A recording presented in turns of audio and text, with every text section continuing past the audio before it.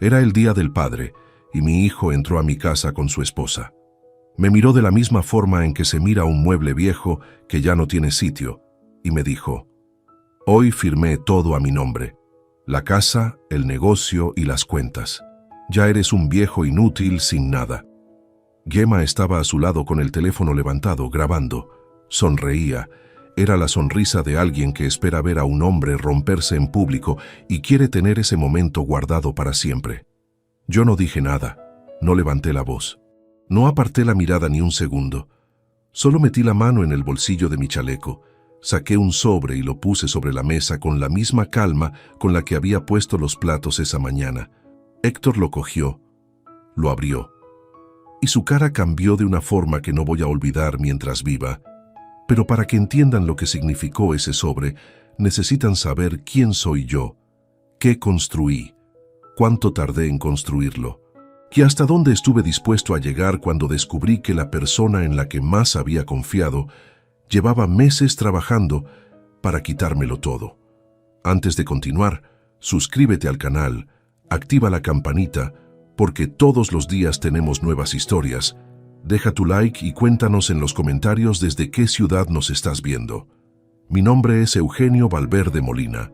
Tengo 54 años. Nací en un piso de 3 habitaciones en el barrio de Las Fuentes, en Zaragoza, en una época en que mi padre guardaba las facturas sin pagar en el cajón de la cocina porque no quería que mi madre las encontrara.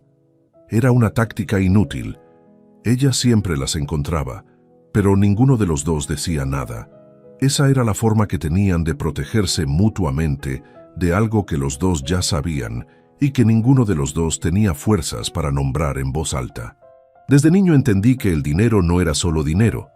Era el silencio en la cena cuando llegaban los extractos del banco. Era la forma en que mi padre cambiaba el canal antes de los informativos, porque decía que las noticias económicas solo servían para ponerte nervioso.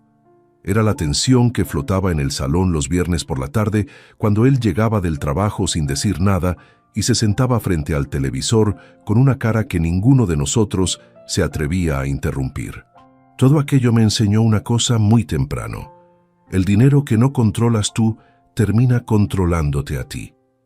A los 16 años empecé a trabajar los fines de semana en un almacén de materiales de construcción que quedaba a 20 minutos en autobús de casa.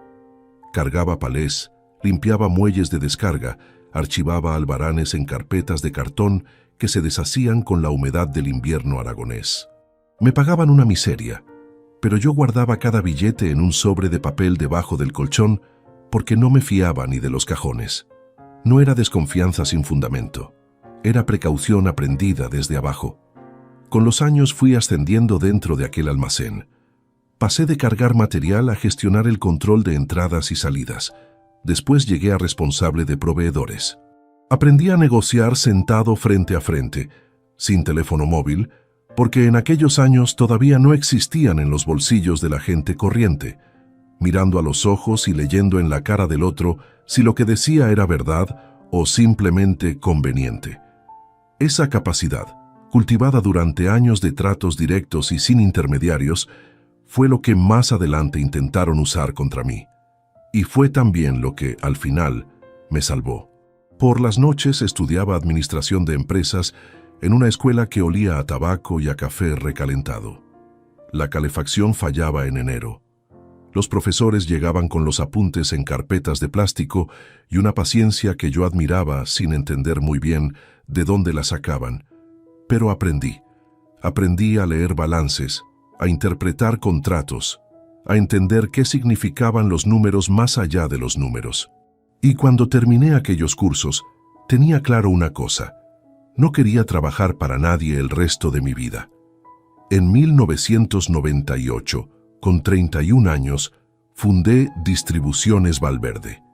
Tenía 20.000 euros prestados por mi suegro de entonces, una furgoneta de segunda mano que perdía aceite en cada curva cerrada y un teléfono fijo instalado en el salón de mi propia casa porque no podía permitirme pagar un local.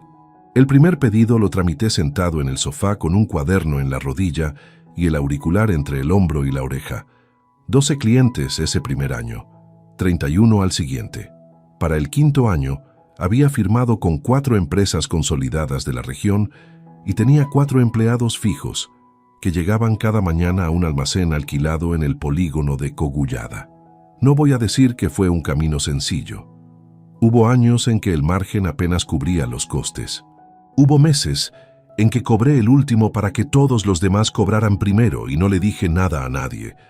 Hubo una noche de noviembre, creo que fue en 2003, en que me quedé solo en el almacén con las luces apagadas y un café frío en la mano, mirando las estanterías a medias, preguntándome si aquello tenía algún sentido real o si era simplemente orgullo disfrazado de proyecto.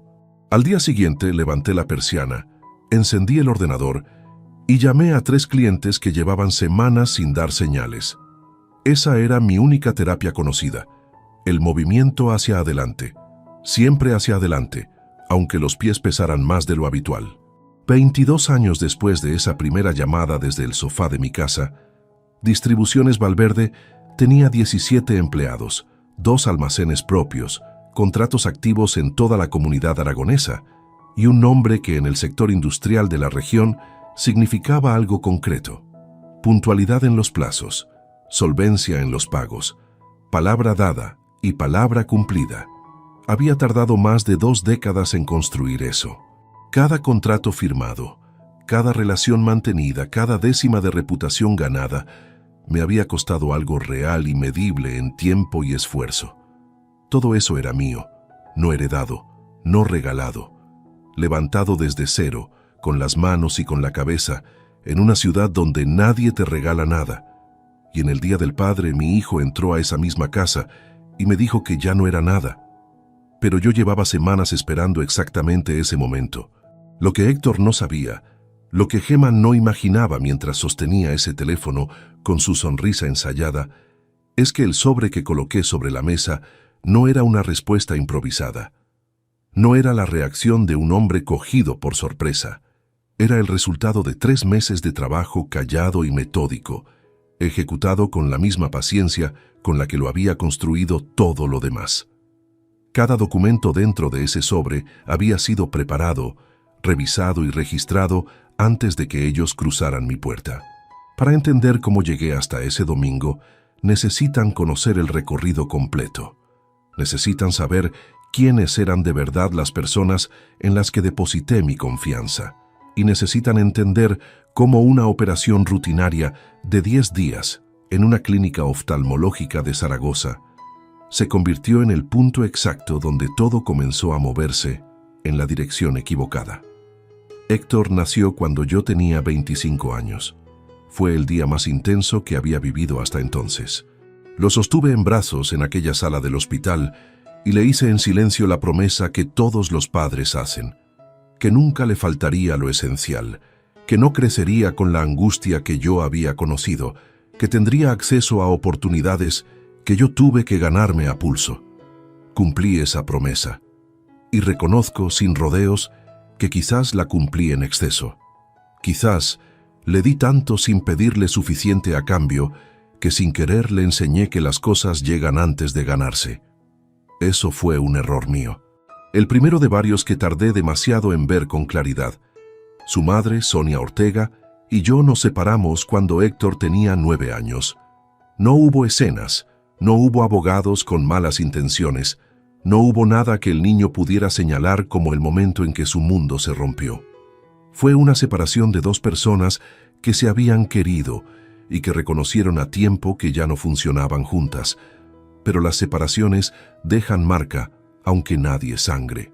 Héctor creció yendo y viniendo entre 2 casas y con el tiempo fue construyendo 2 versiones distintas de su padre. En casa de su madre fue aprendiendo una imagen de mí. El hombre que trabajaba demasiado, que ponía la empresa por delante de todo, que llegaba tarde a los cumpleaños cuando llegaba, que era más cómodo hablar por teléfono que sentarse a la mesa. Esa versión tenía algo de verdad. No era mentira completa, pero tampoco era la historia entera. Y yo, demasiado ocupado en mantener a flote el negocio, en cerrar contratos, en crecer, no estuve suficientemente cerca para completarla. Para cuando quise hacerlo, mi hijo tenía ya 27 años y una novia que sabía exactamente cómo aprovechar esa distancia sin que nadie lo notara. Gemma Aguirre Soto, 31 años cuando todo esto empezó a moverse. Gestora en una asesoría contable que, sin que yo lo relacionara en aquel momento, era la misma firma que llevaba los papeles de mi empresa desde hacía 2 años. La conocí en una cena de familia. Me pareció inteligente, organizada, con criterio propio.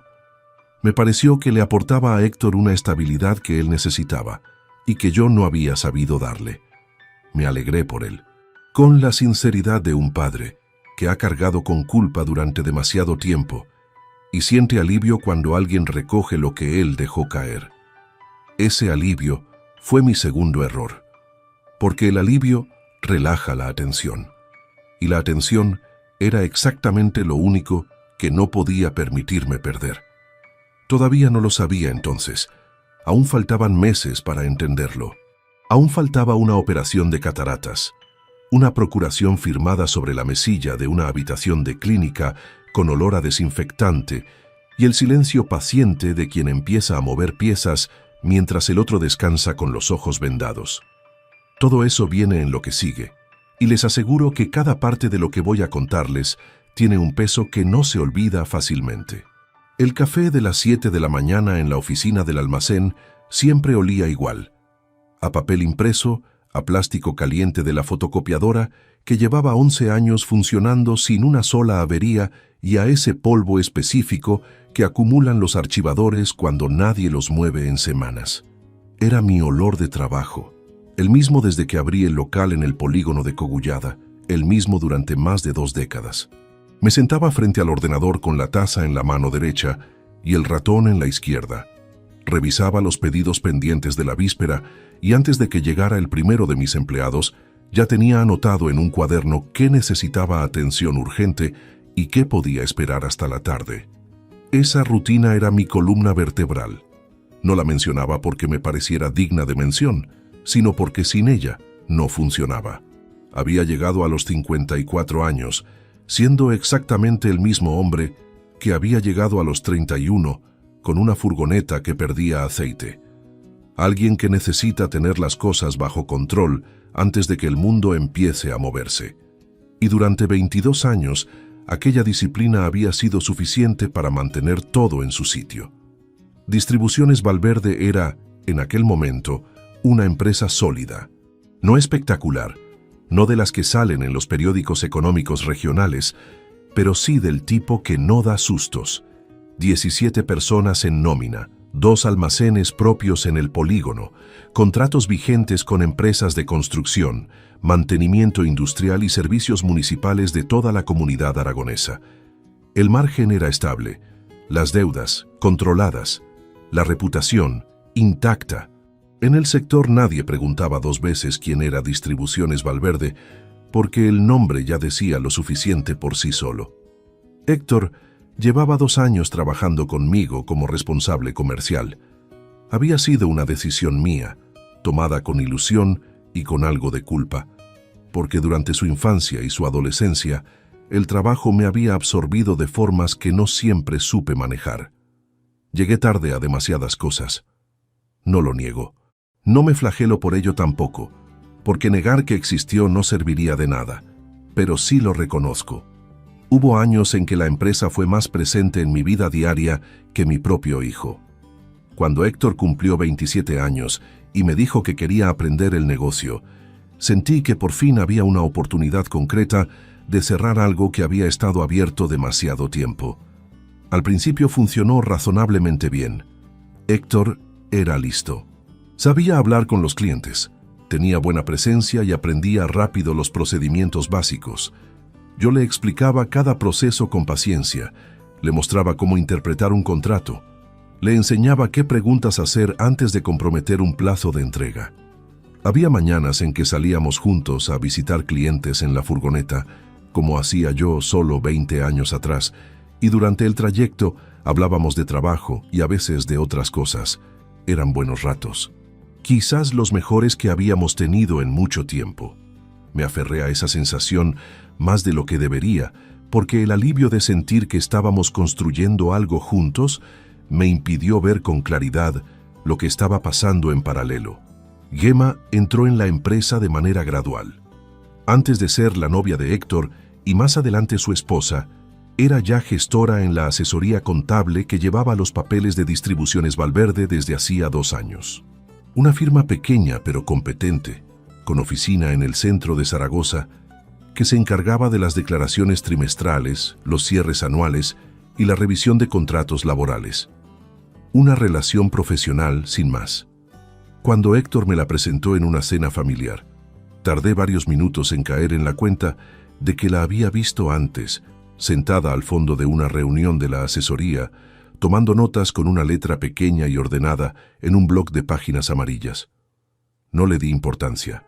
¿Por qué habría de dársela? Era una coincidencia, como mucho. Una persona que trabajaba en una empresa con la que yo tenía relación profesional y que resultó ser la novia de mi hijo.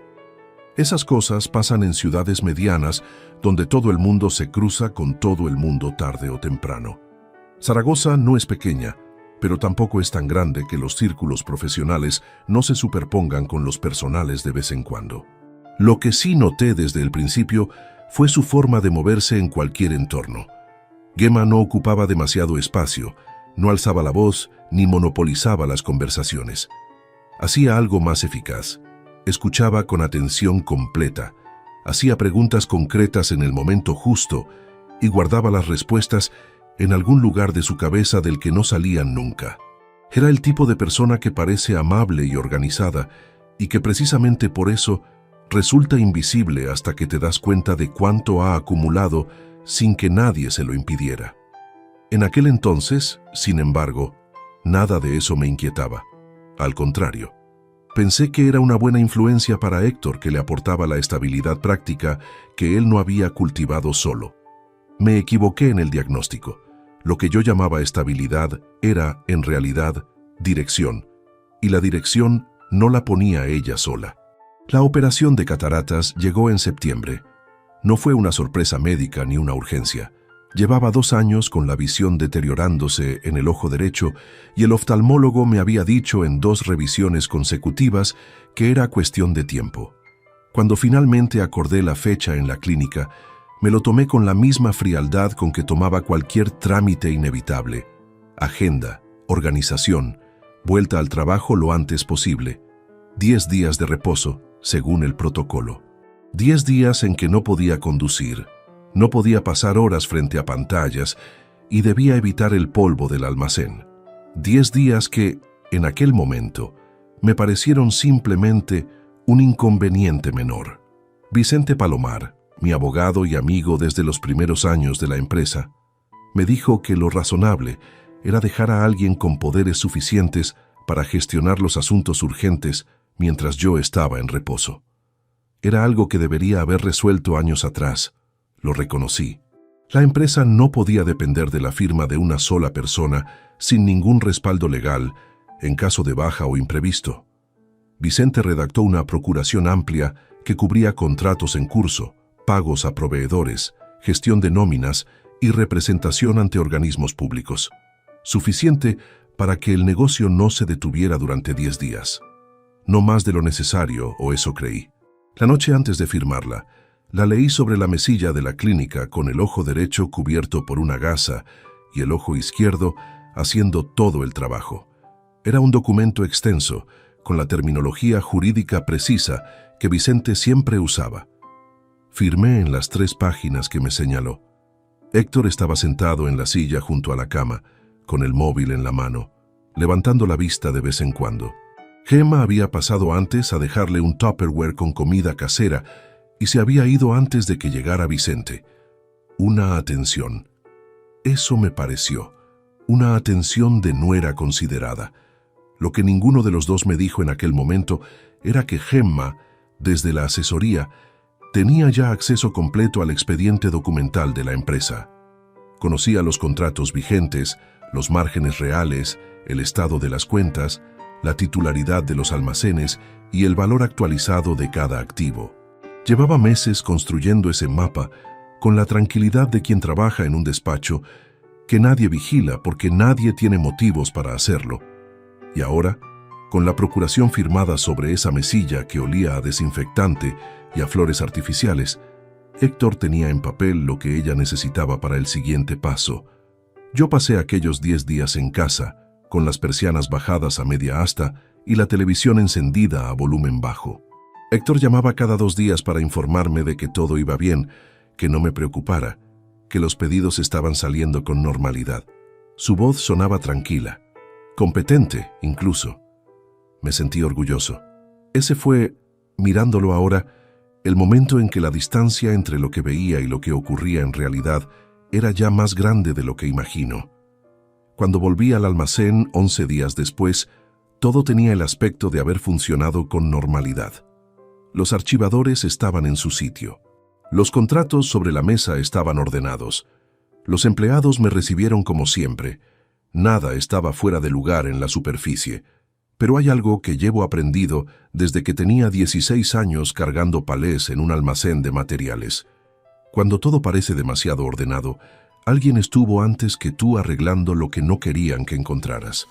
Tardé varias semanas en empezar a sentir que algo no encajaba del todo. No fue un momento concreto al principio, ni un documento mal archivado, ni una cifra fuera de lugar. Fue algo más difícil de nombrar, una sensación, la misma que me había avisado en 2 o 3 ocasiones a lo largo de mi vida profesional cuando una negociación iba a torcerse antes de que se torciera. Una especie de temperatura diferente en el ambiente que no cambia nada visible, pero que el cuerpo registra antes de que la cabeza lo procese. No le comenté nada a nadie. Todavía no tenía nada concreto que mostrar. Solo tenía esa sensación, y aprendí hace mucho tiempo que las sensaciones sin evidencia no sirven de nada más que para ponerte nervioso. Lo que sirve son los datos. Y los datos estaban a punto de empezar a hablar. Papá, necesito que firmes esto antes del jueves. Héctor dejó la carpeta sobre mi escritorio con un golpe suave, casi casual, como quien deja un periódico. Era un martes por la mañana, poco antes de las 10. Yo estaba revisando una factura de un proveedor de Valencia que llevaba 3 semanas pendiente de cuadrar, y el ruido de la carpeta sobre la mesa me hizo levantar la vista antes de que él terminara de hablar. Le pregunté qué era. Me dijo que una actualización fiscal, que la asesoría la necesitaba firmada para cerrar un trámite del trimestre anterior. Su tono era el de siempre, directo, levemente impaciente, con ese matiz de alguien que cree que está explicando algo obvio. Me incliné hacia la carpeta y la abrí. Eran 4 páginas. La primera tenía membrete de la asesoría y un encabezado con terminología técnica que reconocí parcialmente. Empecé a leer desde el principio, despacio, como hago siempre con cualquier documento que requiere mi firma. No por desconfianza en aquel momento, sino por costumbre. Una costumbre que llevo practicando desde que firmé mi primer contrato con un proveedor hace más de 20 años y aprendí que lo que no lees tú, lo lee otro en tu lugar. No había llegado al final de la segunda página cuando Héctor se movió. Se acercó al escritorio, estiró el brazo y deslizó la carpeta hacia él con un gesto rápido. Espera, que me acabo de dar cuenta de que hay un error en la cláusula 3. Me la llevo, la corrijo y te la traigo mañana. Lo dijo sin mirarme directamente, con los ojos ya en el papel, como si la corrección fuera evidente y el asunto estuviera zanjado. Me quedé con las manos sobre el escritorio y los ojos en él. Algo en ese gesto no cuadraba. No era la excusa en sí misma, que podría haber sido perfectamente legítima. Era la velocidad. Era el momento exacto en que decidió retirar el documento, justo cuando yo empezaba a leer de verdad, no cuando había terminado, no cuando había hecho alguna pregunta. Antes, como si hubiera estado observando mis ojos en lugar de esperar mi respuesta.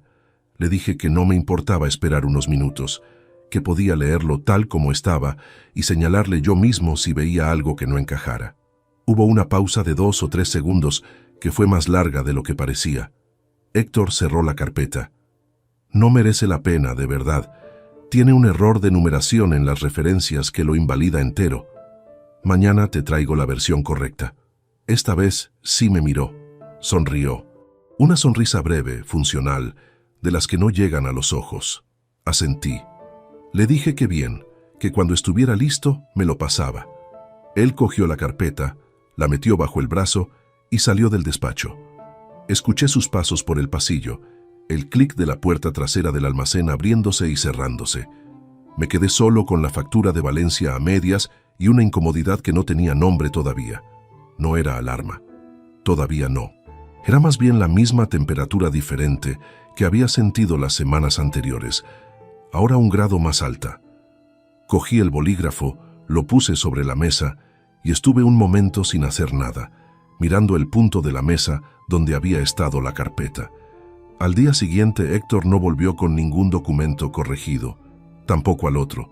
Cuando el jueves llegó y pasó sin que se mencionara el asunto, decidí no ser yo quien lo sacara. Quería ver cuánto tiempo tardaba en volver a aparecer, con qué excusa y en qué forma.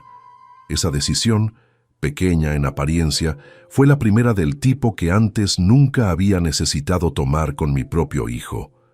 La segunda grieta vino desde fuera. Inés Serrano llevaba 12 años gestionando las cuentas de Distribuciones Valverde en la sucursal del banco. Era una mujer de 47 años, meticulosa y directa, que había visto pasar suficientes empresas medianas como para reconocer cuando algo en los movimientos de una cuenta no tenía lógica interna. Nunca había llamado por un asunto que no fuera importante. Por eso, cuando su nombre apareció en la pantalla de mi móvil un miércoles por la tarde, mientras yo estaba revisando el inventario del segundo almacén, contesté de inmediato. Su voz era tranquila, pero tenía un punto de tensión controlada que reconocí al segundo. Eugenio, necesito confirmarte una solicitud de cambio de acceso en las cuentas de la empresa. Nos llegó desde la asesoría hace 3 días y el protocolo me obliga a verificar directamente con el titular antes de procesarlo. Le pregunté qué tipo de cambio. Hubo una pausa breve. La solicitud amplía los accesos operativos a un segundo firmante autorizado con capacidad de disposición independiente sobre las cuentas corrientes. El nivel de acceso solicitado es el mismo que el tuyo. Me detuve en medio del pasillo del almacén. Uno de mis empleados pasó a mi lado con un albarán en la mano, me miró un segundo y siguió caminando. Yo mantuve la voz completamente plana. Le dije a Inés que no había autorizado ninguna modificación de ese tipo y que no procesara nada hasta que yo fuera a verla personalmente. Ella respondió que era exactamente lo que esperaba escuchar y que me reservaba hueco al día siguiente a las 9. Colgué. Guardé el móvil en el bolsillo del pantalón y continué caminando por el pasillo del almacén como si nada hubiera interrumpido mi revisión de inventario. Saludé a un empleado que estaba clasificando material en el fondo. Revisé 2 estanterías que tenía pendientes en el cuaderno y salí a las 6:30, como cualquier otro día. En el coche, antes de arrancar, estuve 3 minutos con las manos sobre el volante sin encender el motor. La solicitud de cambio de acceso no había llegado de Héctor directamente. Había llegado desde la asesoría, desde la empresa donde trabajaba Gema. Alguien con acceso al expediente de Distribuciones Valverde en ese despacho había iniciado un trámite bancario sin que yo lo supiera y sin que nadie me lo comunicara antes de que Inés, por protocolo, decidiera llamarme. Eso no era un error administrativo. Un error administrativo es un dato incorrecto, una fecha equivocada, un formulario enviado al destinatario equivocado. Esto era otra cosa. Esto era un movimiento planificado que habría pasado completamente desapercibido si Inés no hubiera seguido el protocolo al pie de la letra. Arranqué el coche y conduje a casa por el camino de siempre. No llamé a Vicente esa noche. No llamé a nadie.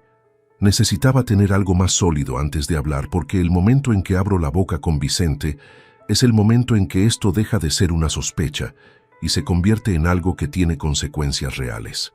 Y yo no estaba preparado para desencadenar consecuencias reales hasta no entender exactamente el tamaño de lo que estaba frente a mí. Al día siguiente, fui al banco a las 9 en punto.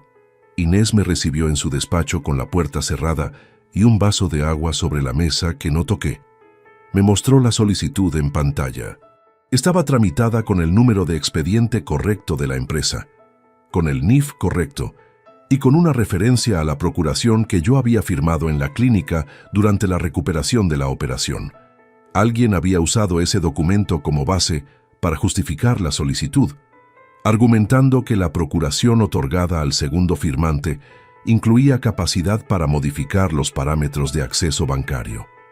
Le dije a Inés que la procuración no incluía ese tipo de autorización, que la había firmado para cubrir operaciones ordinarias durante 10 días de reposo y nada más. Ella asintió despacio. Eso es lo que me pareció cuando la revisé, pero quería escucharlo de ti antes de actuar. Le pedí que bloqueara la solicitud de forma indefinida y que no procesara ninguna modificación relacionada con esa cuenta sin una instrucción escrita mía con firma notarial. Ella tomó nota en un papel con su letra pequeña y ordenada y me dijo que así lo haría. Salí del banco a las 10 menos cuarto. La mañana era fría y había niebla baja sobre el paseo, de la niebla densa y quieta que tiene Zaragoza en los meses de invierno y que hace que todo parezca un poco irreal, como si las cosas estuvieran a más distancia de lo que en realidad están. Caminé media manzana hasta el coche, pensando en la procuración, en las cláusulas que había firmado sobre esa mesilla, con el ojo derecho cubierto de gasa y el izquierdo haciendo todo el esfuerzo, en si realmente había leído cada línea con la atención que merecía, o si el cansancio acumulado y el alivio de tener a alguien de confianza al lado me habían llevado a firmar más deprisa de lo que era prudente. No lo sabía con certeza, y esa incertidumbre era, en ese momento, más incómoda que cualquier otra cosa. El momento en que casi todo se descubre llegó esa misma tarde, de la forma más mundana posible. Estaba en el despacho del almacén, con la puerta entornada, buscando en el ordenador el contrato original de la asesoría para revisar exactamente qué accesos documentales tenían sobre el expediente de la empresa.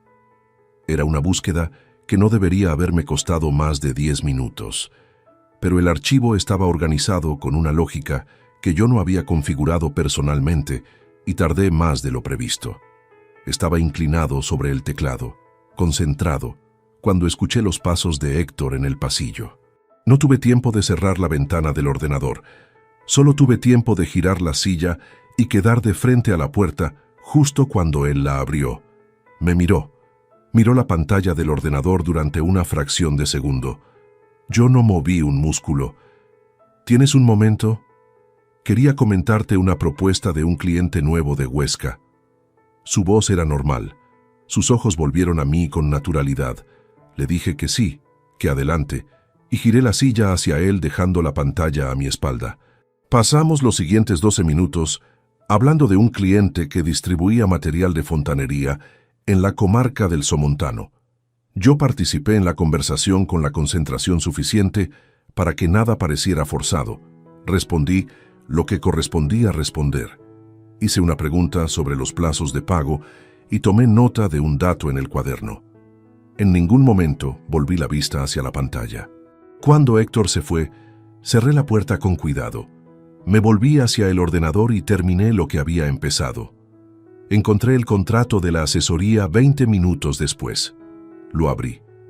Y lo que leí en el apartado de alcance de servicios me dejó inmóvil durante un buen rato. El contrato incluía desde la renovación de hacía 2 años una cláusula de acceso documental completo al expediente fiscal y mercantil de la empresa.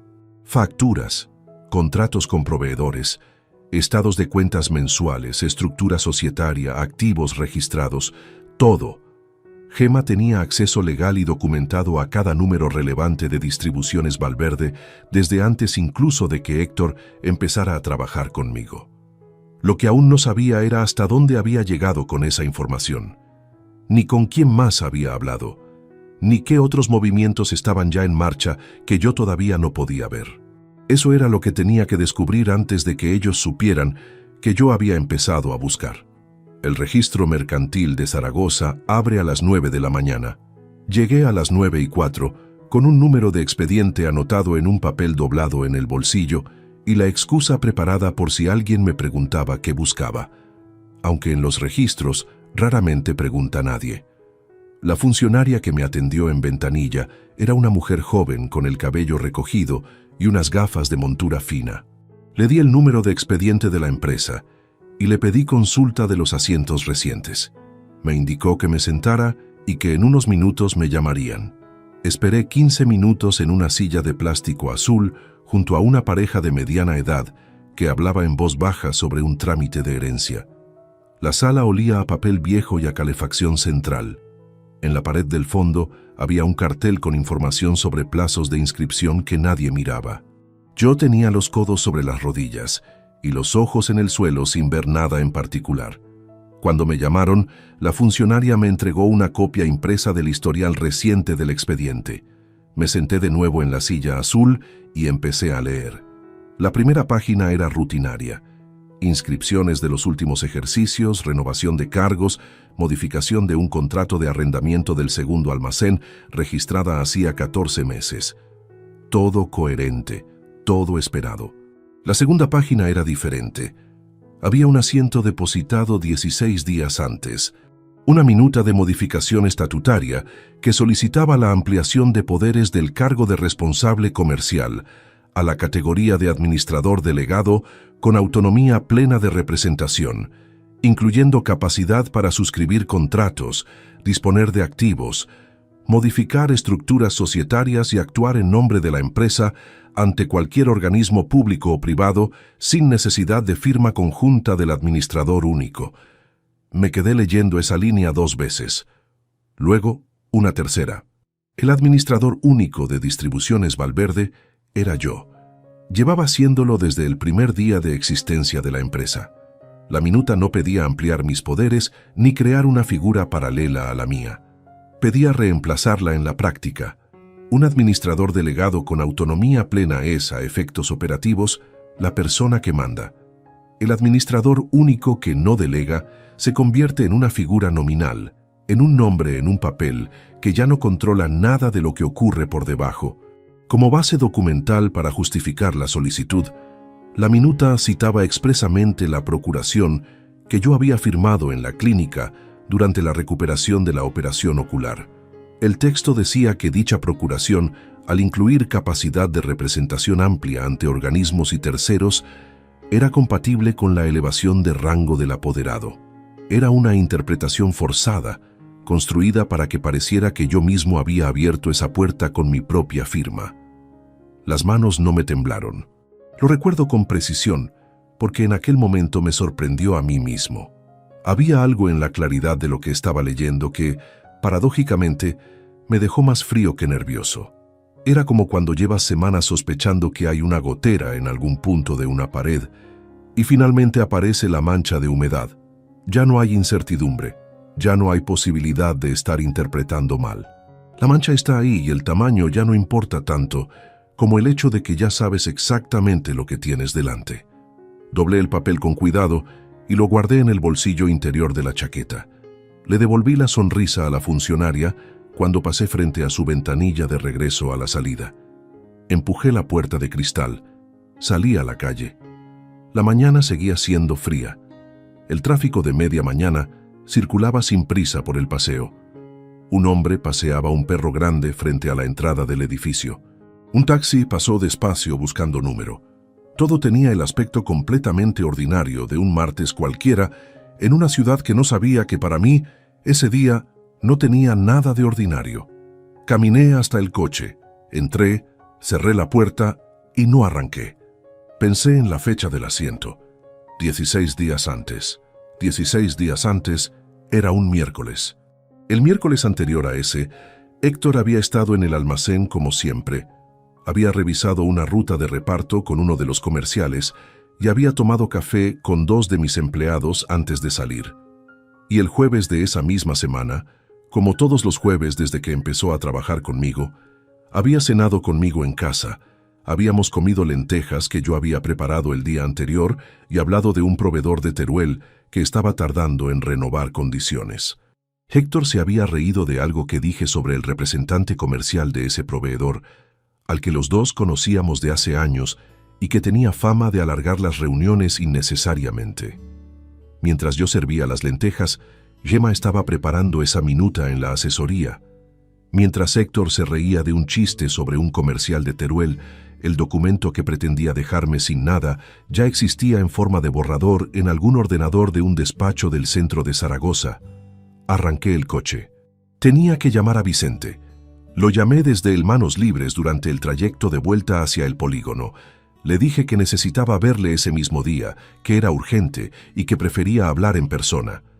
Vicente tardó un segundo en responder, como siempre hace cuando calibra el tono de lo que acaba de escuchar. «Esta tarde a las 5 en mi despacho», dijo. No preguntó nada más. En 22 años de amistad y colaboración profesional, había aprendido a distinguir cuándo yo necesitaba hablar y cuándo necesitaba que me dejaran pensar hasta que llegara el momento. Lo que no podía hacer era ir al almacén como si nada hasta las 5 de la tarde. Tenía la mañana entera por delante, con reuniones pendientes, facturas sin revisar y 2 empleados esperando instrucciones sobre un pedido que debía salir antes del mediodía. Así que hice exactamente eso.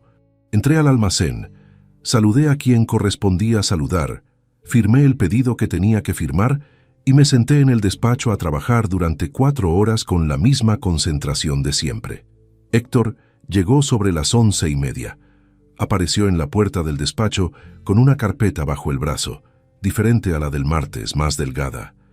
Dijo que traía la propuesta del cliente de Huesca revisada, que había ajustado los márgenes según lo que habíamos hablado. La dejó sobre la mesa. Yo la revisé.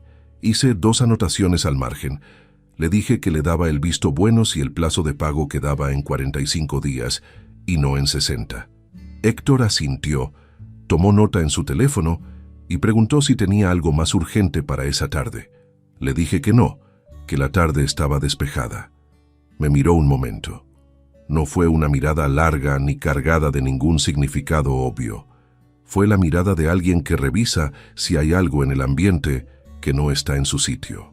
No encontró nada porque yo no le di nada que encontrar. Entonces me voy a comer con Gemma y por la tarde paso por lo de Huesca a cerrar los detalles, dijo. Asentí. Le dije que bien, que me avisara cómo salía. Cuando se fue, cerré la puerta del despacho y me quedé en silencio durante unos minutos. Luego saqué el papel del registro del bolsillo de la chaqueta y lo volví a leer, esta vez con más calma, buscando lo que no había tenido tiempo de buscar antes. La minuta llevaba un número de identificación de gestoría que no era el número principal de la asesoría. Era un número secundario, una referencia interna que correspondía a un profesional específico dentro del despacho, no al responsable titular de la firma, sino a uno de sus gestores. No necesitaba ser detective para deducir quién había tramitado el documento. A las 5 en punto, entré en el despacho de Vicente Palomar en la calle Alfonso. Era un espacio que conocía tan bien como el mío propio. Las estanterías de madera oscura llenas de archivadores, el escritorio grande con el tapete verde, la lámpara de pie en el rincón que siempre estaba encendida, aunque hubiera luz natural suficiente. Vicente me esperaba de pie junto a la ventana con los brazos cruzados. Cuando entré y cerré la puerta, me señaló la silla frente al escritorio con un gesto de cabeza y se sentó él también. Le puse el papel sobre la mesa sin decir nada. Lo leyó entero. Lo leyó una segunda vez más despacio. Cuando levantó la vista, su expresión no era de sorpresa. Era de alguien que acaba de ver confirmado algo que esperaba que no fuera verdad. Esto no es un error de tramitación, dijo. Alguien sabía exactamente lo que estaba haciendo. Le conté lo del banco, la llamada de Inés, la solicitud de cambio de accesos. Le conté lo de la carpeta que Héctor retiró antes de que yo terminara de leer. Le conté lo del contrato de la asesoría con acceso completo al expediente de la empresa. Vicente escuchó todo sin interrumpirme, con un cuaderno abierto frente a él en el que tomaba notas con su letra apretada y vertical. Cuando terminé de hablar, hubo un silencio que duró lo suficiente para que los dos entendiéramos el peso de lo que acababa de quedar sobre esa mesa. «Necesito ver la procuración original que firmaste en la clínica», dijo finalmente. «La versión que tú tienes, no la que ellos presentaron en el registro». Esa frase me heló por dentro de una forma que no esperaba, porque implica que podía haber 2 versiones, que el documento que yo firmé sobre aquella mesilla con el ojo derecho vendado podía no ser idéntico al documento que alguien había presentado posteriormente como base jurídica para esa minuta, que entre mi firma y el registro podía haber páginas que yo nunca vi. Vicente debió de notar algo en mi cara porque añadió con una calma deliberada: «Todavía no sabemos nada con certeza. Necesitamos el original antes de sacar ninguna conclusión». Tenía razón. Necesitábamos el original. El problema era que el original estaba en el archivador del despacho del almacén, el mismo despacho donde Héctor tenía llaves propias y acceso diario desde hacía 2 años. Llegué al almacén a las 6:40 de la mañana, 1:20 antes de que llegara el primero de mis empleados. El polígono a esa hora tiene una quietud particular. Las naves cerradas, las persianas metálicas bajadas, algún camión de reparto que entra despacio por el vial principal con las luces de posición encendidas todavía. Aparqué junto a la entrada lateral, abrí con mi llave y desactivé la alarma antes de encender ninguna luz. Fui directamente al despacho. El archivador donde guardaba los documentos societarios estaba en el lateral derecho, entre la estantería con los catálogos de proveedores y la pared. Lo abrí con la llave pequeña que llevaba en el llavero desde hacía años. Busqué la carpeta etiquetada como documentación notarial y la saqué entera. Dentro estaba la copia original de la procuración firmada en la clínica, con las iniciales del notario en cada página y el sello en la última. La puse sobre el escritorio bajo la luz del flexo y la leí desde el principio, línea por línea, con la concentración que no había podido aplicarle la noche en que la firmé con un ojo cubierto y el cuerpo cargado de anestesia local que todavía no había terminado de salir del sistema. Lo vi en la página 3. Había una cláusula que no recordaba. Estaba redactada en el mismo estilo jurídico denso del resto del documento, incrustada entre 2 apartados sobre representación ante organismos tributarios, formulada de manera que se leía como una continuación natural de lo anterior. Decía que el apoderado quedaba facultado para, en caso de necesidad operativa justificada, solicitar ante entidades registrales la actualización de la estructura de representación societaria conforme a los poderes otorgados.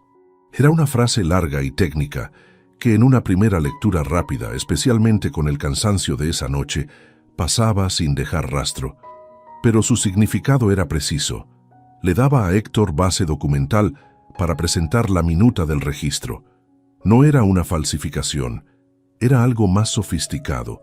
Era una cláusula redactada con la intención de que pareciera estándar y que, si alguien la cuestionaba después, pudiera defenderse como terminología habitual. La trampa estaba en la redacción, no en la falsedad, y eso la hacía más difícil de impugnar que un documento directamente falso. Fotografié cada página con el móvil. Guardé las fotos en una carpeta protegida con contraseña que no estaba sincronizada con ninguna nube compartida. Devolví el documento al archivador exactamente como estaba, cerré con llave y salí del despacho antes de que llegara nadie. Cuando Vicente vio las fotografías esa tarde, estuvo varios minutos en silencio. Luego dijo: «No es obra de Héctor. Él no tiene los conocimientos técnicos para redactar esto. Alguien con formación jurídico-mercantil específica diseñó esta cláusula para que fuera funcionalmente válida sin levantar alarmas inmediatas». No hacía falta que dijera el nombre. Los dos sabíamos de quién hablaba. A partir de ese momento, Vicente y yo trabajamos en paralelo durante 3 semanas. Él tirando del hilo documental, yo rastreando desde dentro lo que podía rastrear sin que nadie lo notara.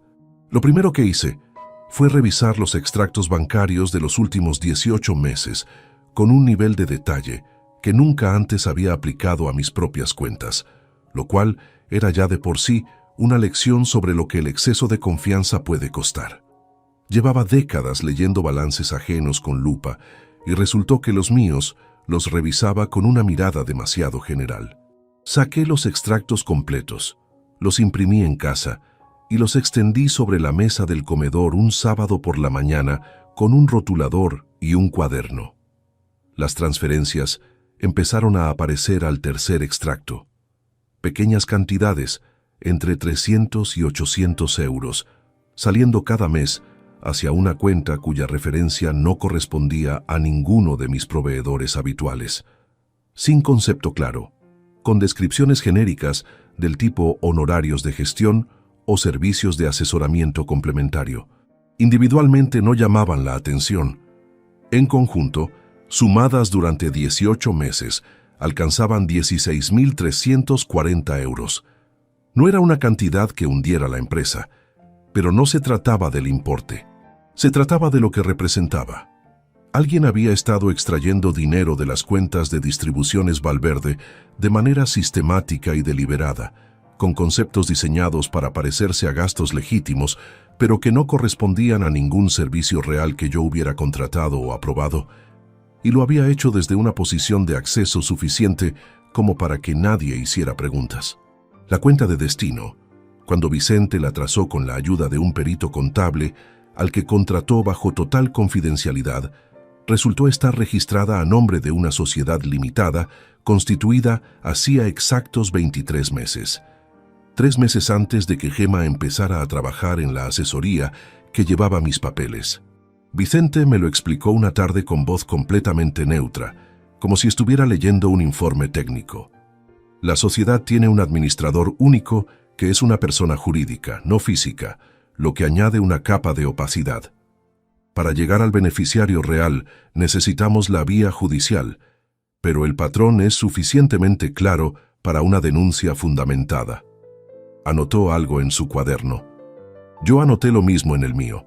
La segunda escena con Héctor llegó un jueves que no olvidaré, y fue completamente distinta a la del martes de la carpeta. Aquella vez él había estado nervioso, había retirado el documento con prisa. Esta vez no había ni rastro de nerviosismo. Yo estaba en el almacén grande revisando un inventario de fin de mes con uno de mis empleados cuando escuché voces en el pasillo que conecta los dos almacenes. Reconocí la voz de Héctor. Estaba hablando por teléfono. El pasillo tiene una acústica peculiar que hace que el sonido viaje más de lo que la gente espera, y yo estaba a menos de 4 metros de la puerta lateral sin que él lo supiera porque no había ninguna luz encendida en el lado donde me encontraba. Su voz era tranquila. No había urgencia, no había tensión. Era la voz de alguien que habla de algo que ya considera resuelto. Después del Día del Padre ya no mandará en nada, ni en la empresa ni en la casa. Que disfrute el almuerzo. Una pausa. Luego una risa corta, contenida. Sí, exactamente. Que diga lo que quiera en la mesa, que sea la última vez que lo hace con algo a su nombre. Mi empleado me miró. Yo hice un gesto con la mano, indicándole que siguiéramos con el inventario, y continué anotando cifras en el cuaderno como si no hubiera escuchado nada. Héctor pasó frente a la puerta lateral sin asomarse, y sus pasos se alejaron hacia la salida. Ese momento fue diferente al de la carpeta de una manera que tardé en poder nombrar con precisión. En la escena de la carpeta había detectado nerviosismo, la reacción de alguien que ejecuta un plan y teme que algo falle. En esta no había nada de eso, había comodidad. La comodidad de quien ya se siente en el lado ganador y empieza a asumir que la victoria es solo cuestión de tiempo.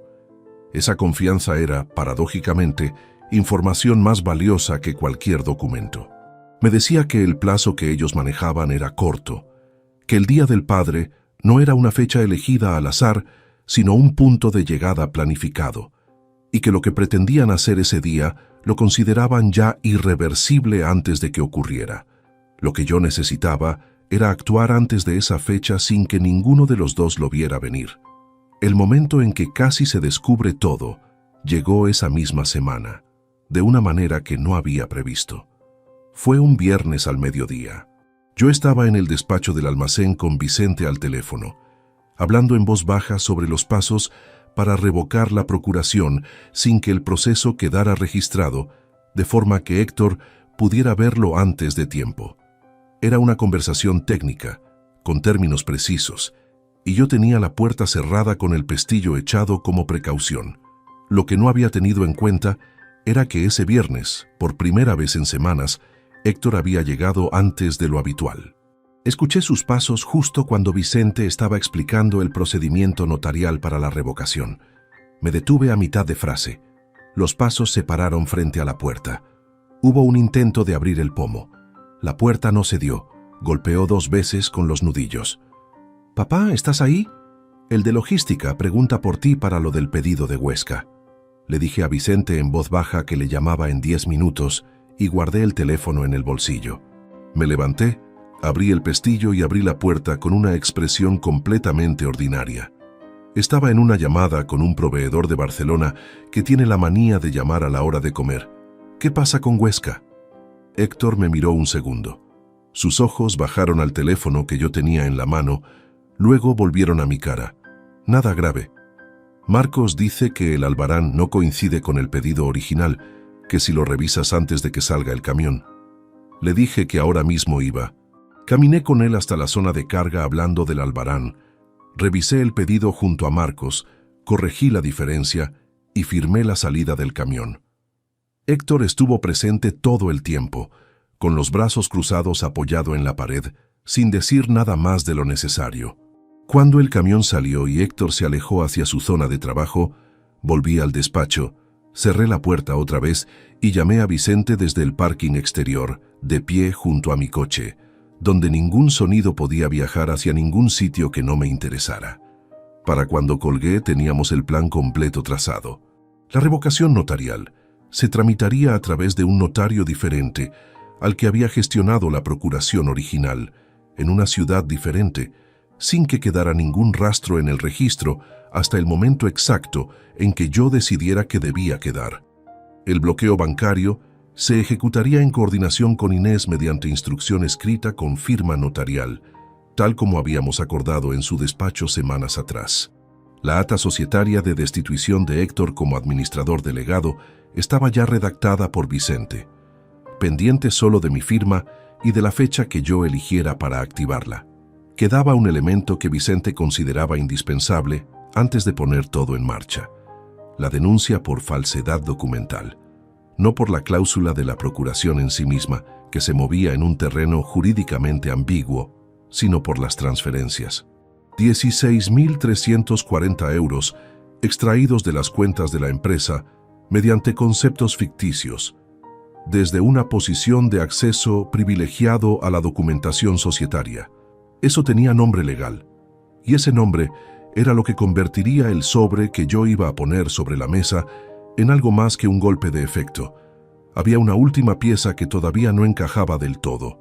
El Día del Padre era la fecha que ellos habían elegido como punto de llegada. Eso significaba que había algo que planeaban hacer ese día, algo que en su esquema debía ocurrir antes de que yo pudiera reaccionar.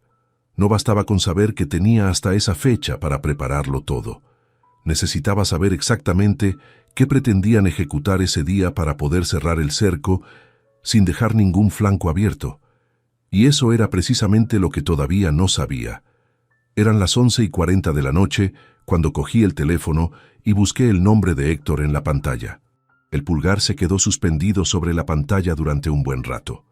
No sobre el botón de llamada, solo sobre el nombre, sobre las 6 letras que llevaban 29 años, significando algo que ningún documento mercantil podía reducir a una categoría jurídica. No marqué. Dejé el teléfono boca abajo sobre la mesilla y me quedé mirando el techo. No era debilidad. Era otra cosa más difícil de gestionar que la debilidad, porque la debilidad al menos tiene una forma reconocible. Lo que sentí esa noche era más parecido al peso específico de una pregunta que no tiene respuesta útil. ¿En qué punto exacto de los últimos años había ocurrido el quiebre? ¿Cuándo había dejado de ser un padre con el que su hijo tenía una distancia comprensible para convertirse en un objetivo? Y si había alguna cosa concreta que yo hubiera podido hacer diferente, que hubiera cambiado el resultado. No encontré respuesta. No porque no existiera, sino porque cualquier respuesta honesta incluía errores míos reales que ya no tenían solución hacia atrás, solo consecuencias hacia adelante. Me levanté. Fui a la cocina, llené un vaso de agua y lo bebí de pie frente a la ventana que da al patio interior. Zaragoza a esa hora tiene un silencio particular. No el silencio del campo, que es ancho y profundo, sino uno más comprimido, urbano, hecho de ausencias concretas. El tráfico que se detiene, los bares que cierran, los ascensores que dejan de moverse. Un silencio que hace pensar demasiado si uno no tiene cuidado. Pensé en el día que Héctor tenía 12 años y apareció en el almacén sin avisar. Era un miércoles de octubre. Recuerdo que hacía frío porque el polígono tiene corrientes que bajan de la sierra y en otoño las naves acusan. Uno de mis empleados lo vio llegar solo a la puerta y vino a avisarme. Yo estaba en el fondo del almacén revisando una entrada de material con el proveedor. Salí y allí estaba él, con la mochila del colegio todavía en la espalda y los carrillos rojos del frío, mirando las estanterías con esa mezcla de curiosidad y respeto que tienen los niños cuando entran a un espacio que es solo del mundo adulto. Le pregunté qué hacía allí.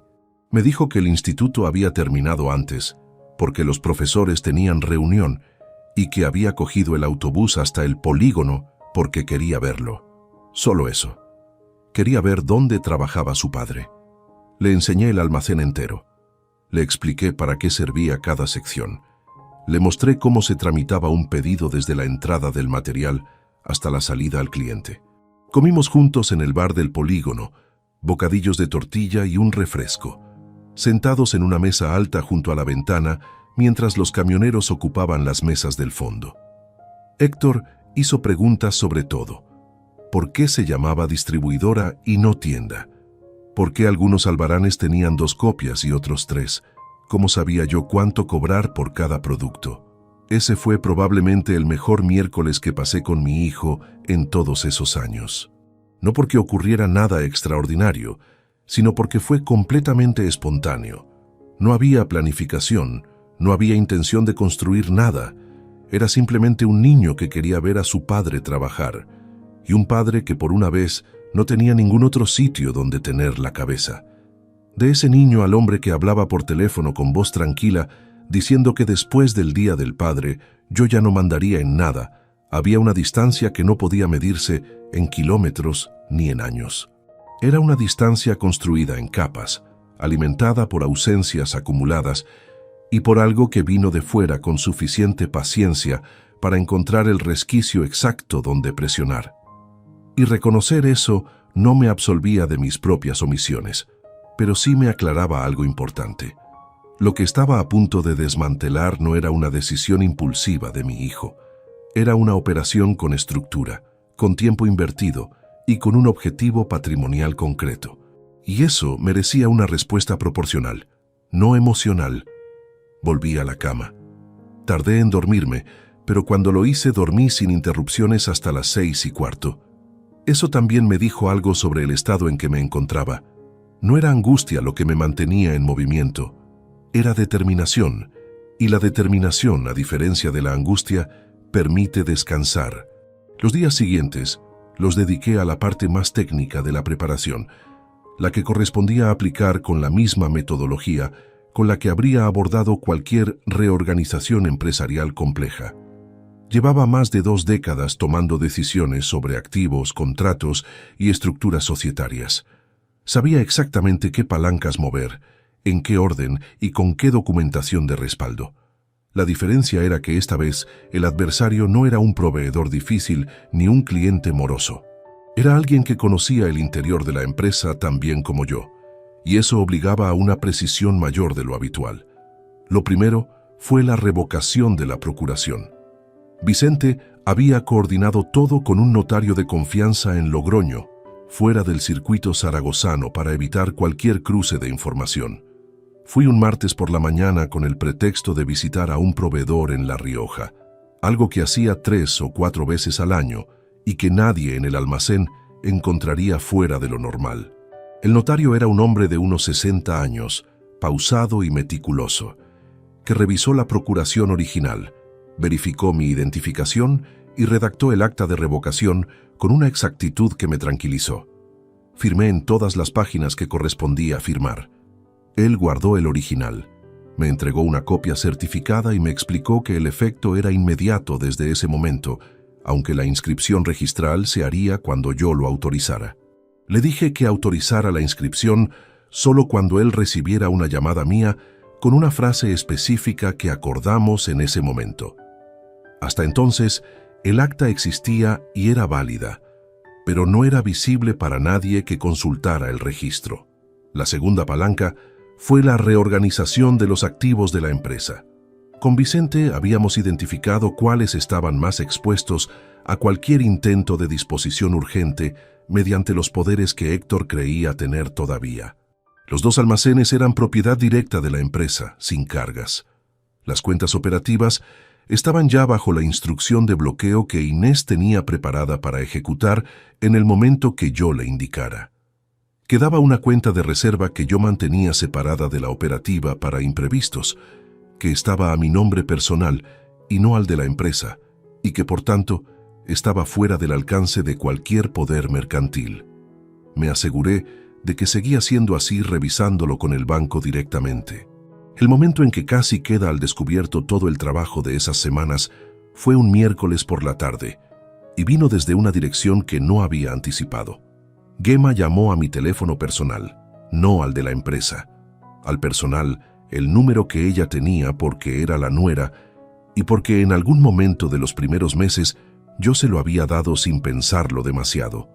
Su voz era amable, con ese tono de eficiencia amable que usaba siempre. Me dijo que el notario de Logroño había llamado a la asesoría para confirmar datos del expediente de la empresa relacionados con una gestión reciente.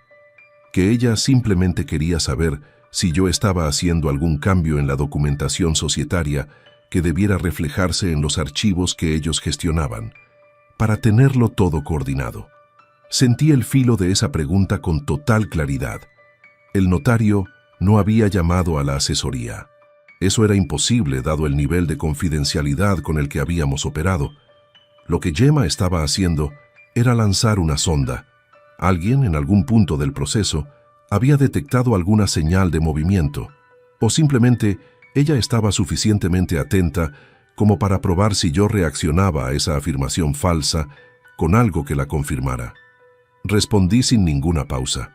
No sé de qué notario me hablas, Gemma. Esta semana estuve en La Rioja con un proveedor. Si alguien llamó a la asesoría sobre algo de la empresa, será una confusión de referencia.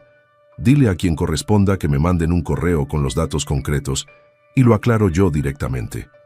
Mi voz era la de un hombre ligeramente molesto por una gestión administrativa innecesaria, nada más. Hubo una pausa muy breve al otro lado. Claro, claro. Seguramente es eso. No te preocupes, lo gestiono yo. Colgó. Me quedé con el teléfono en la mano durante unos segundos. Luego llamé a Vicente y le conté la conversación palabra por palabra. Él escuchó en silencio. Cuando terminé dijo, o alguien del entorno del notario cometió un error de procedimiento y mencionó algo fuera de lugar, lo cual es poco probable dado con quien trabajamos, o ella está tanteando porque tiene alguna fuente de información dentro del proceso que todavía no hemos identificado. Esa segunda posibilidad era la que me preocupaba. Si Gemma tenía acceso a algún canal de información que nosotros no habíamos cerrado, podía detectar lo que estábamos construyendo antes de que estuviera completamente listo. Y un plan descubierto a medias es más peligroso que uno que nunca se pone en marcha. Vicente me pidió 48 horas para revisar cada punto del proceso desde el principio, buscando cualquier grieta que pudiéramos haber pasado por alto. Yo le di ese tiempo, y durante esas 48 horas mantuve una normalidad impecable. Fui al almacén, atendí reuniones, firmé lo que correspondía firmar, almorcé con 2 clientes y respondí correos con la misma cadencia de siempre. Por dentro, llevaba una contabilidad paralela de cada interacción con Héctor, cada comentario de Gemma, cada pequeña variación en el tono o en el comportamiento de las personas que me rodeaban. Héctor estuvo esos 2 días completamente normal. Demasiado normal quizás, pero no de una manera que pudiera señalarse. Era la normalidad de quien no sabe que algo cambió, o la de quien sabe perfectamente que algo cambió, y tiene suficiente control como para no delatarse. No podía distinguir entre las 2 opciones todavía. Vicente me llamó al segundo día por la tarde. No había encontrado ninguna grieta real en el proceso. El notario de Logroño confirmó que no había habido ninguna comunicación hacia afuera. La llamada de Gemma había sido una sonda en el vacío, una apuesta a ver si yo reaccionaba, y yo no había reaccionado de forma que le diera nada útil. Pero lo que Vicente añadió a continuación fue lo que cambió el peso de esa conversación. Mientras revisaba los movimientos de las últimas semanas, había encontrado algo nuevo en el expediente del registro.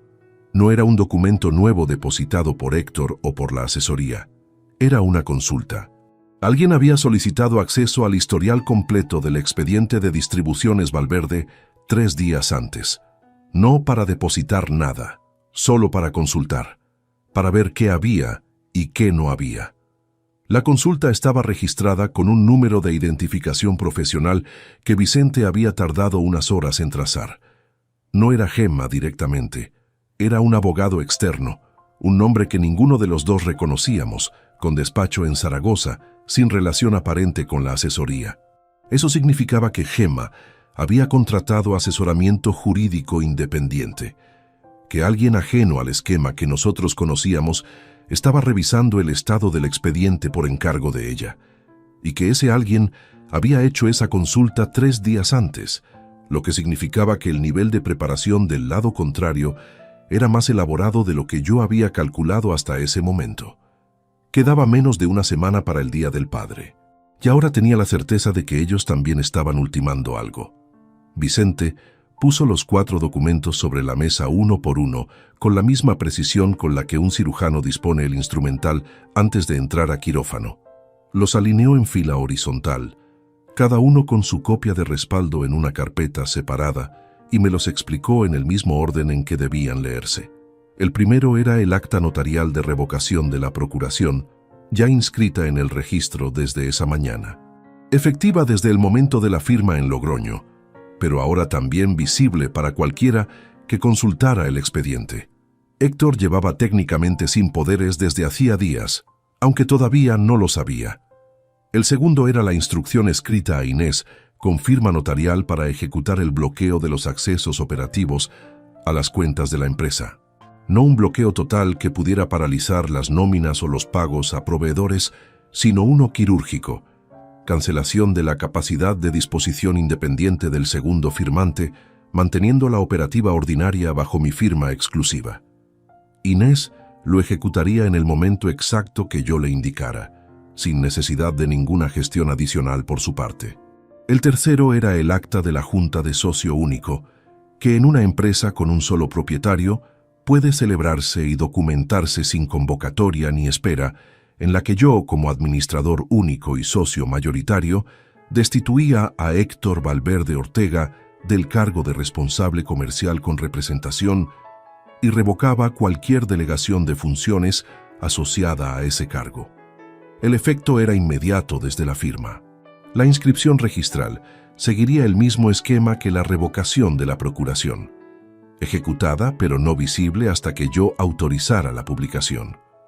El cuarto era la copia de la denuncia por presunta falsedad documental y apropiación indebida, ya presentada en el juzgado de instrucción competente 3 días antes. Vicente la había redactado con el perito contable que había rastreado las transferencias, con la documentación completa de los 16.340 euros extraídos de las cuentas de la empresa durante 18 meses y con el análisis técnico de la cláusula insertada en la procuración. El juzgado había asignado número de expediente. El proceso estaba formalmente abierto. Los miré durante un momento en silencio. 4 folios sobre una mesa de madera oscura en un despacho de la calle Alfonso, que olía a papel y a café frío.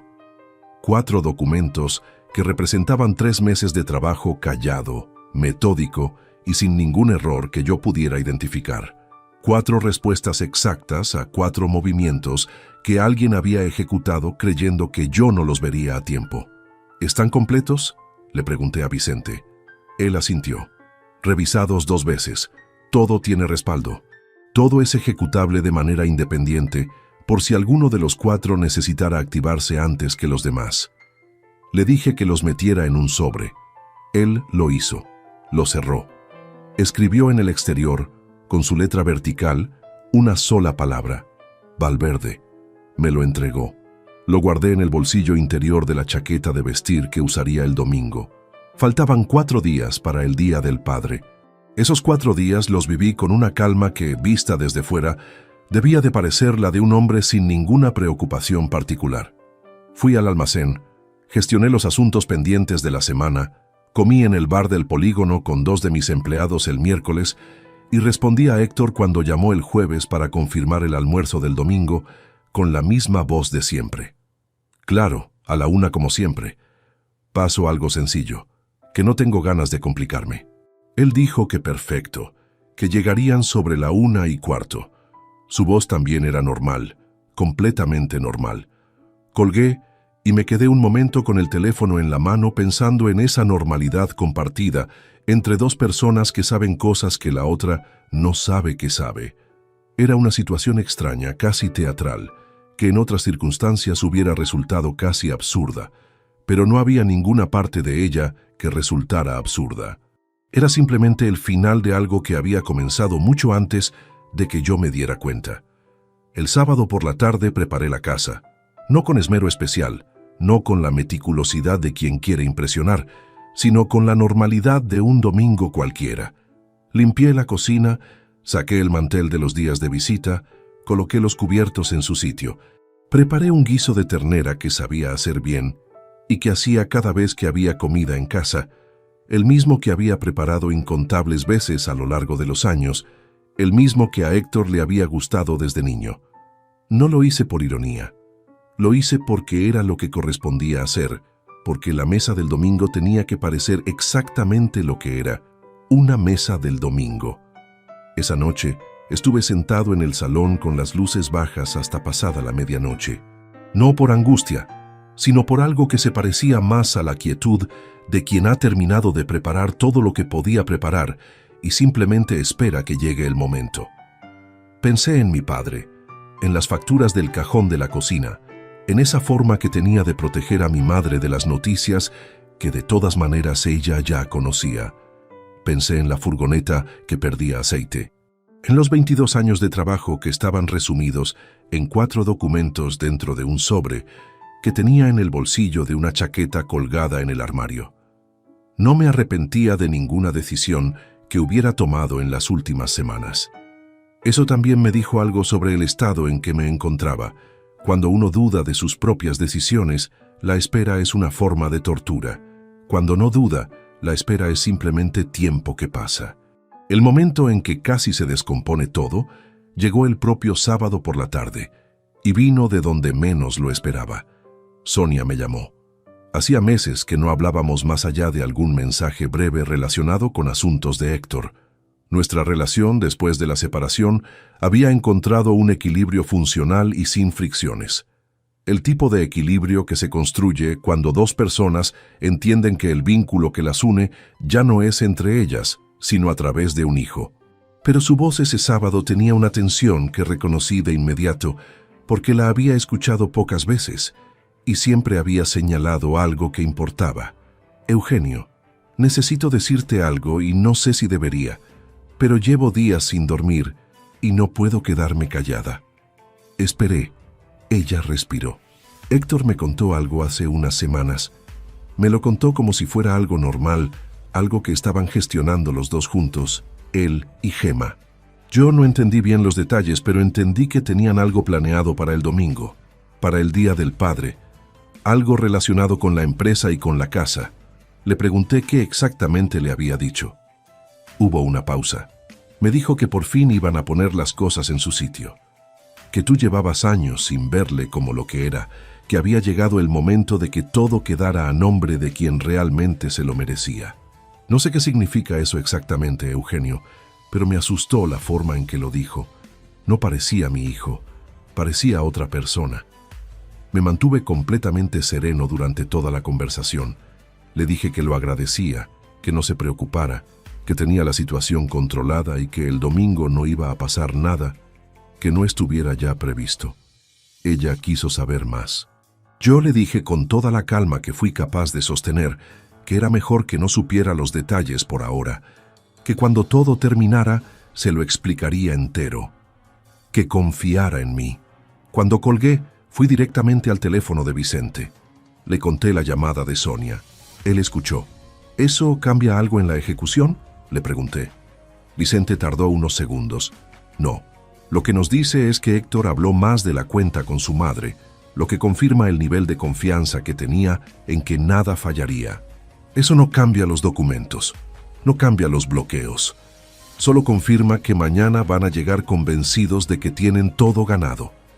Hizo una pausa. Que sigan pensándolo hasta que abran el sobre. Colgué.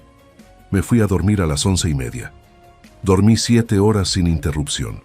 El domingo amaneció con ese cielo limpio y frío que tiene Zaragoza en los días sin viento, una claridad blanca que entra por las ventanas y hace que todo parezca más nítido de lo habitual. Me levanté, hice café, revisé los 4 documentos dentro del sobre por última vez. Verifiqué que cada uno estaba en el orden correcto y lo volví a cerrar. Lo guardé en el bolsillo interior de la chaqueta antes de ir a la cocina a terminar de preparar el guiso. A las 12:50 mandé un mensaje a Inés con la frase acordada: confirmo instrucción, ejecutar a partir de las 12 horas de hoy. Ella respondió 2 minutos después con una sola palabra: ejecutado. A las 12:54 mandé un mensaje a Vicente con otra frase acordada: verde en todos los frentes. Su respuesta fue igualmente breve: recibido. Aquí estoy si me necesitas. A la 1:08 escuché el ascensor detenerse en mi planta, luego el timbre. Fui a abrir la puerta con el delantal todavía puesto, como cualquier domingo, como si lo único que me hubiera tenido ocupado esa mañana fuera el punto exacto de cocción de una ternera. Héctor entró primero, Gema detrás. Ella llevaba el teléfono en la mano derecha con la pantalla hacia abajo, pero lo sostenía con ese cuidado particular de quien tiene intención de usarlo pronto y no quiere que se note demasiado pronto. Lo vi. No dije nada. Héctor me saludó. Su voz era cordial, casi afectuosa, del tipo de cordialidad que se construye sobre la certeza de que en unos minutos ya no va a necesitar mantenerla. Me preguntó cómo estaba. Le dije que bien, que el guiso ya estaba listo, que pasaran al comedor. Gema me saludó con 2 besos y una sonrisa breve. Sus ojos recorrieron el salón con discreción, evaluando, registrando. Era un gesto casi imperceptible, pero yo llevaba semanas entrenado para no perderme ninguno. Nos sentamos a la mesa. Serví el primer plato. Durante los primeros minutos hablamos de cosas sin peso. El tráfico de la mañana, una reforma que estaban haciendo en el edificio de Héctor, el calor que se esperaba para las próximas semanas.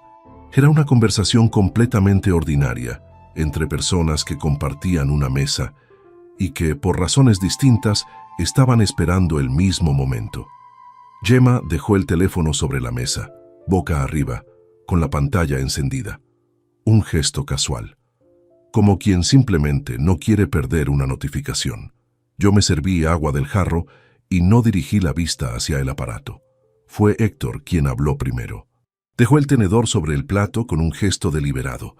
Se apoyó en el respaldo de la silla y me miró con una expresión que no había visto en él nunca.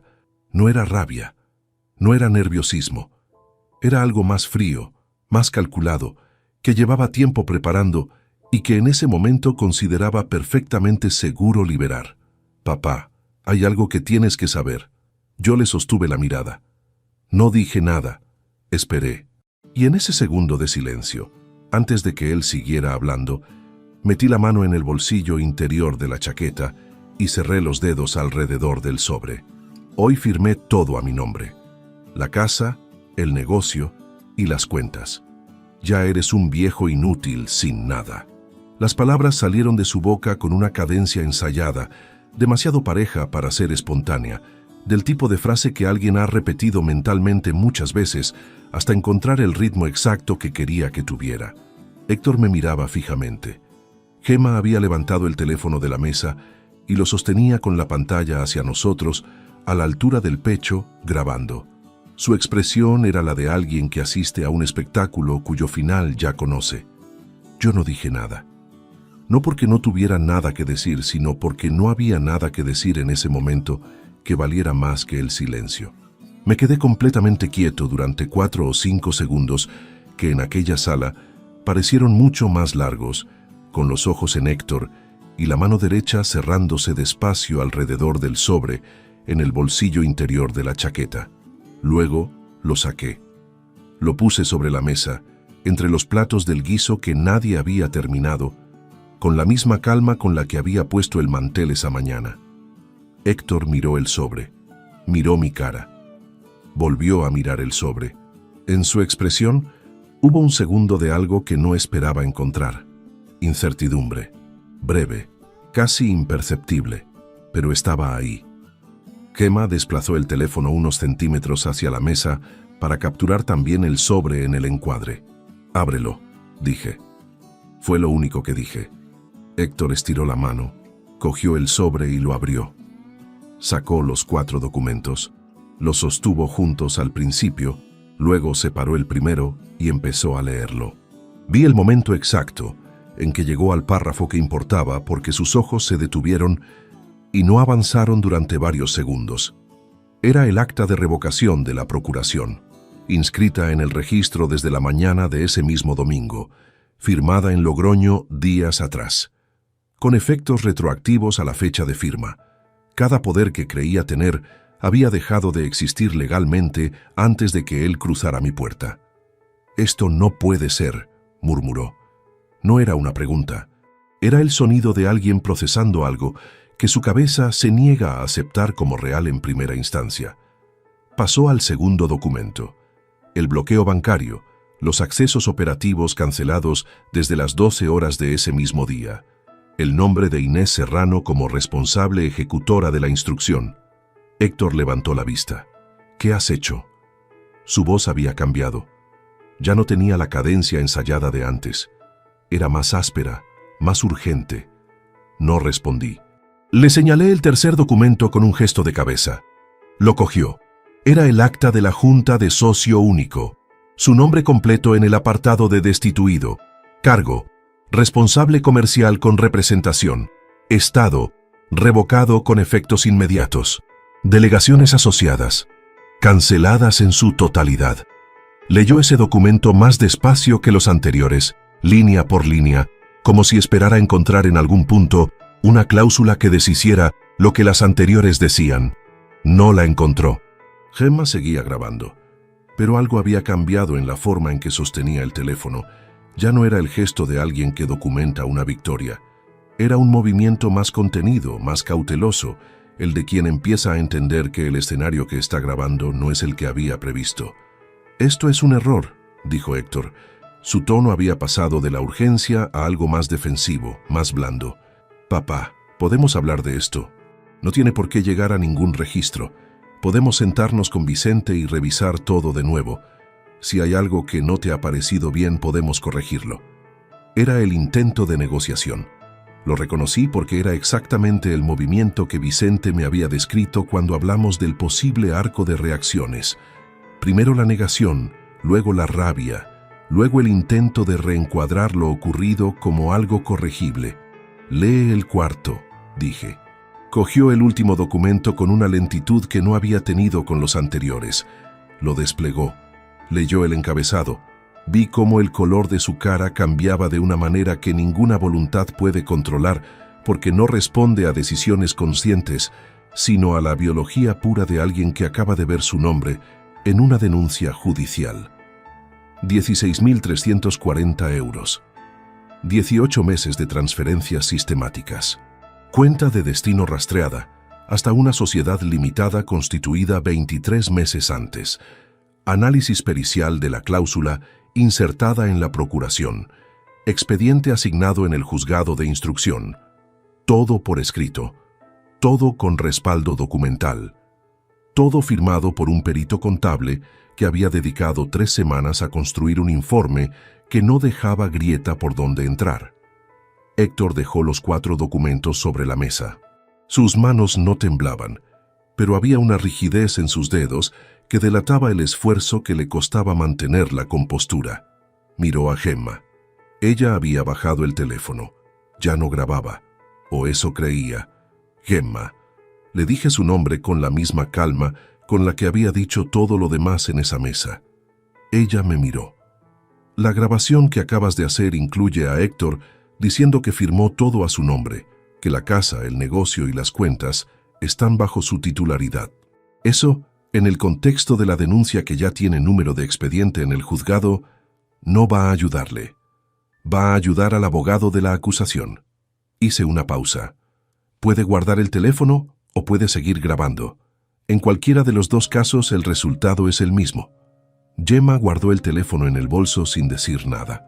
Era la primera vez en toda la mañana que no tenía una respuesta preparada, y el silencio que dejó fue más elocuente que cualquier cosa que hubiera podido decir.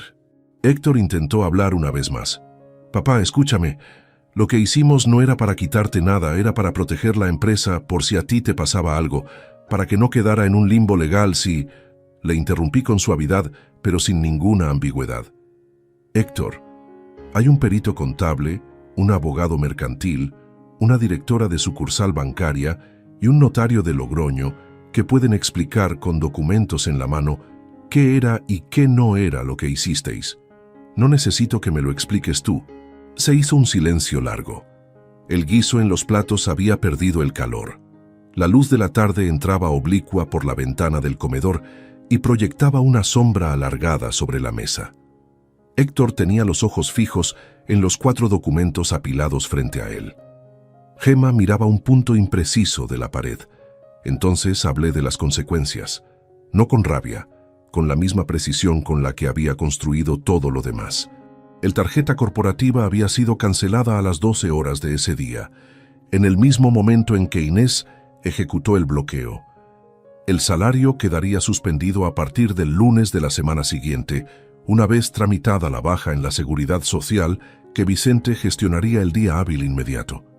El piso de la empresa, que Héctor había ocupado desde que empezó a trabajar conmigo como parte de sus condiciones laborales, debía quedar libre en un plazo de 72 horas. El miércoles a las 18 horas en punto, tendría que presentarse en el almacén del polígono para entregar las llaves del piso, el portátil corporativo, el teléfono de empresa y cualquier otro material que estuviera bajo su responsabilidad. El miércoles a las 18 horas, repetí. Esa es la última gestión que haremos juntos. Héctor me miró durante un momento que no tenía palabras dentro. Luego bajó la vista. No era la mirada de alguien derrotado en el sentido teatral de la palabra. No era derrumbe ni llanto. Era algo más parecido al reconocimiento de alguien que sabe que el tablero está girado de una manera que ya no tiene vuelta, y que en algún lugar muy al fondo de sí mismo no puede evitar saber por qué. Gemma se levantó primero, cogió su bolso de la silla, se puso de pie con una compostura que le reconozco porque le costó mantenerla, y dijo con voz muy baja: «Nos vamos». No era una pregunta. Era la única salida que le quedaba, y la tomó con la única dignidad que le cabía en ese momento. Héctor se levantó también. Recogió los 4 documentos de la mesa, los metió en el sobre y se lo guardó en el bolsillo del pantalón. No sé por qué lo hizo. Quizás porque era lo único que le quedaba de esa mesa. Quizás porque necesitaba llevarse algo entre las manos, aunque fuera el papel de su propia derrota. Caminaron hacia la puerta. Yo lo seguí. Abrí. Héctor pasó al rellano sin mirarme. Justo antes de que Gemma cruzara el umbral, me di cuenta de que el teléfono que había guardado en el bolso seguía grabando. La luz de grabación activa parpadeaba en la parte superior de la pantalla, visible a través de la tela del bolso en un encuadre lateral. No lo señalé. No dije nada. Dejé que se fueran con esa grabación intacta, porque Vicente ya me había explicado que todo lo que habían dicho en esa mesa, empezando por las palabras con las que Héctor abrió la conversación, era exactamente lo que necesitaba el expediente judicial para avanzar sin obstáculos. Cerré la puerta. Me quedé en el pasillo de mi propia casa durante un momento que no sé cuánto duró. No fue un momento de triunfo, al menos no en el sentido que la palabra suele tener. Era algo más tranquilo y más pesado al mismo tiempo. Era el silencio de quien acaba de cerrar algo que no podrá abrirse de nuevo, y que sabe que dentro de ese algo cerrado quedaron también cosas que valían la pena y que ya no existen. El miércoles a las 18 horas fui al almacén. Llegué 10 minutos antes. Héctor apareció puntual, con una bolsa donde traía el portátil y el teléfono corporativo y con las llaves del piso en la mano. Tenía la cara de alguien que ha pasado 3 días sin dormir bien, No por culpa, sino por consecuencia, que es diferente. Puse una caja sobre la mesa de la zona de carga. Me dejó las llaves, el portátil y el teléfono. Firmó el recibo de entrega que yo había preparado. Todo ocurrió en menos de 10 minutos. Antes de irse, se detuvo un momento junto a la puerta del almacén. No me miró. Miró el interior del almacén, las estanterías, la furgoneta aparcada al fondo, el letrero de Distribuciones Valverde pintado sobre la pared del fondo con la misma tipografía que llevaba ahí desde que yo abrí el local. Estuvo mirando unos segundos. Luego salió sin decir nada. Yo me quedé dentro. Pensé en el miércoles de octubre en que él tenía 12 años y llegó solo a esa misma puerta con la mochila del colegio en la espalda y los carrillos rojos de frío, mirando ese mismo letrero con esa mezcla de curiosidad y respeto que tienen los niños cuando entran al mundo de los adultos por primera vez. Ese niño y el hombre que acababa de salir por esa puerta eran la misma persona con dos historias distintas superpuestas, y yo era parte de las dos, por acción y por omisión, sin que ninguna de las dos versiones de esa historia me absolviera ni me hundiera del todo. Apagué las luces, cerré con llave y salí al polígono. La tarde era fría, había niebla baja, la misma niebla quieta de los inviernos aragoneses que hace que las cosas parezcan a más distancia de lo que están. Caminé hasta el coche.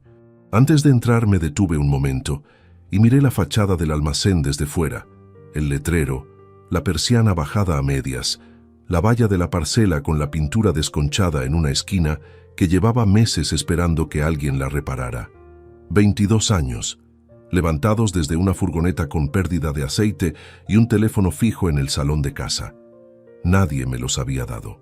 Nadie podía quitármelos con un sobre en un registro mercantil, ni con una cláusula enterrada en 3 páginas de lenguaje jurídico, porque lo que hace que algo sea tuyo de verdad no está en ningún papel, está en las horas invertidas, en las decisiones tomadas bajo presión, en los lunes de enero en que todo te empuja a rendirte y decides no hacerlo.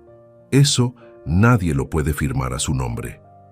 Entré al coche, arranqué y salí del polígono por el vial principal. La niebla se abría despacio delante del capó, igual que siempre, igual que todos los días de todos esos años, recordándome que hay cosas que se aclaran solas si uno tiene la paciencia de seguir conduciendo.